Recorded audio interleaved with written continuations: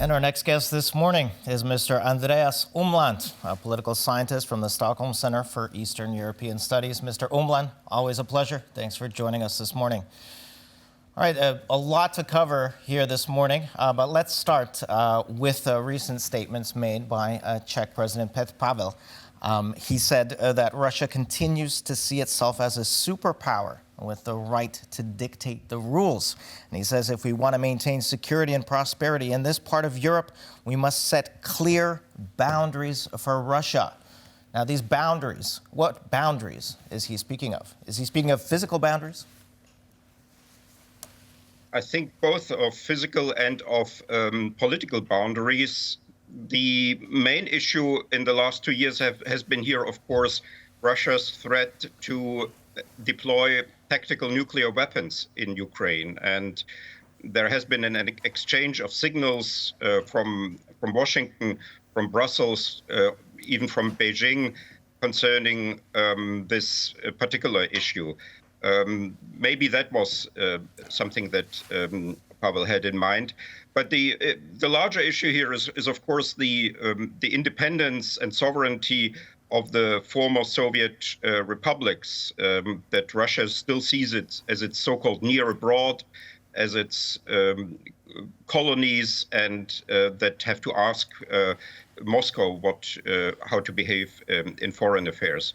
So this statement can be interpreted in many ways.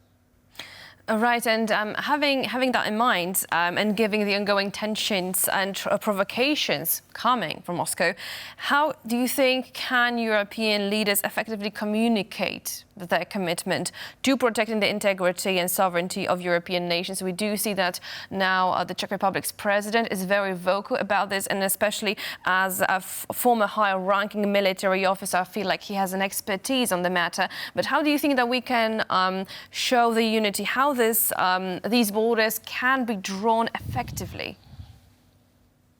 We are basically back to, in many ways, not in all ways, but in many ways to the Cold War, where containment and deterrence is necessary, and where more clear signals have to be sent to Moscow, not just rhetorical, but also material signals, so that these borders will become clear and will be taken seriously by Moscow. Until 2 years ago, there was the idea that one could somehow neutralize the imperial tradition in the Russian state history via diplomacy and via negotiations. And now it has turned out that this is not possible, and that one needs more material and not only rhetorical and diplomatic reaction to Russia's actions and to Russia's violations of rules and borders. All right, and the EU elections are coming up. A lot of MPs have a lot of ideas. One of them, Eva Kopacz, here from Poland, has the idea of appointing an EU defense minister.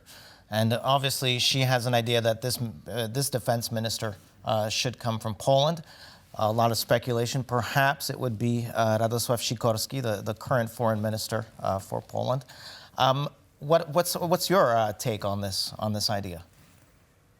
I think that would be a useful development, because then there would be a person in the EU who could basically organize the EU's cooperation with NATO. When you go to Brussels, maybe you've been there already. When I was there, I found it always rather odd that you have two major headquarters in Brussels, the headquarters of the EU and also the political headquarters of NATO, and that they were living in parallel lives, so to say, and that there was little communication, as far as I know, at least when I was there, between these two institutions. And perhaps such a defense commissioner of the EU could solve that issue and coordinate this joint action by the EU and NATO. 23 countries are members of both of these organizations. Only few NATO countries are not in the EU, and only few EU countries are not in NATO. So in that sense, it would be very useful. And I feel like that's a very good point that you raised, and a very vibrant illustration that we have two headquarters leaving separate lives. I'm really glad that you mentioned that. So let's stay here for a moment, because historically speaking, Russia responds well to power and those who have power. So having that in mind and what you just mentioned, do you feel like as of now, the Western world lacks clear leadership that could counter Russia effectively? Well, we have NATO, so this is an organization that is effective and that can take action. But of course, it's also a situation where maybe we need more institutional flexibility, I would call it, in that you may take action without all NATO countries, all 32 now NATO countries being on board. In fact, we had already these sort of operations where you will have coalitions of the willing, those countries who are ready and able to engage, and who will then perhaps with the approval or even without the approval of NATO take an action, but can still be coordinated via NATO as the center where the military experts of all 32 countries meet. So we need here a strengthening of NATO, but also more flexibility in actions of NATO, so that NATO does not always have to rely on the full consensus of all 32 member countries of the organization. All right. Well, unfortunately, it takes us much longer to make decisions, to choose on any sort of action than it does the Kremlin. And speaking of the Kremlin, let's move to the Kremlin. A big change just happened there. Mr. Shoigu out as a defense minister, replaced by Deputy Prime Minister Andrei Belousov. What does this signify?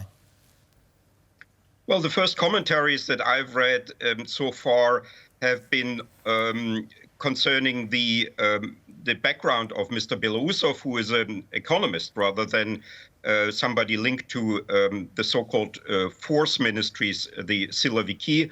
And that indicates that Russia is now preparing for a long war and needs an economist at the Ministry of Defense who will organize the defense spending and the defense industry. What is the most important, I think, interesting aspect of this recent switch in the leadership of Russia is the dismissal of Nikolai Patrushev as Secretary of the Security Council. Nikolai Patrushev, a former FSB director, has been until recently regarded the second most powerful man in Moscow. And now all that we know is that Shoigu, the former defense minister, is going to get this position. But what will happen to Patrushev is unknown. And another interesting aspect of all of this is that the son of Nikolai Patrushev, Dmitry Patrushev, is a member of the Russian government. He's Minister for Agriculture, and it's said that he may become a vice prime minister. So this looks now more and more like a major reshuffle in the Putin system if indeed Patrushev loses his power. And to quote you on this, you mentioned that Russia prepares for a long war because it needs an economist in charge. I feel like this message is very unsettling, but a message that we do need to hear, especially right now. Andreas Umland, thank you so much for joining us today.